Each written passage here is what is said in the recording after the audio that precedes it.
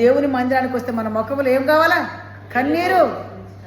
ఇప్పుడైనా ఇన్ని బాధలు పడ్డా, ఇన్ని కష్టాలు వచ్చినాయి ఆయన అని ఇప్పుడైనా ఉపవాసం ఉండి మీరు కన్నీరు విడుచుచు దుఃఖించుచు.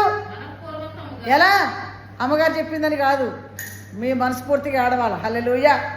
మీ మనస్ఫూర్తిగా మీకు దుఃఖం రావాలా, కన్నీరు రావాలా, మీ హృదయపూర్వకంగా.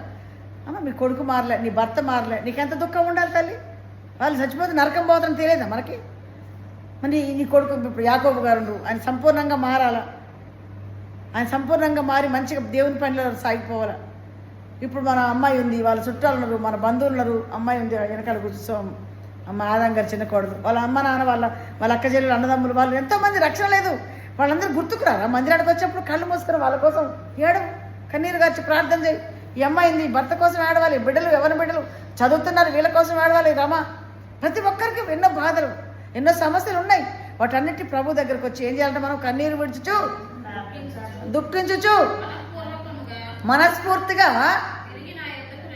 ఎక్కడికి తిరిగి అటు పోకండి.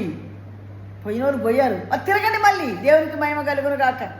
తెలిసో తెలియక పోయినాం నాన్న, తెలిసో తెలియక పోయినాం, తెలిసో తెలియక అడుగు అవతలేసినావు, తెలిసో తెలియక ఒక మాట జారినావు, తెలిసో తెలియక ఒక పొరపాటు చేసినావు. కామన్ అదేం గొప్పే ఉంది అందులో. కామన్. మనిషి ఎన్నిక ఎన్నో పొరపాటు చేస్తుంటాం, పడుతుంటాం, లేస్తుంటాం. పట్టం గొప్ప కాదు, లేవటం గొప్ప. హల్లెలూయా, హల్లెలూయా. నీతిమంతులు అంటే 7 సార్లు పడ్డా దేవుడు లేపుతాడు. పడ్డోడిని పడ్డట్టే ఉంచడు తండ్రి, లేపి దీవిస్తాడండి, ఆశీర్వదిస్తాడు, కుటుంబం మీద దీవెన ఉంచుతాడు. నువ్వు లేవాలి మరి. తిరిగి నా యొద్దకు రండి. ఇదే యెహోవా వాక్కు.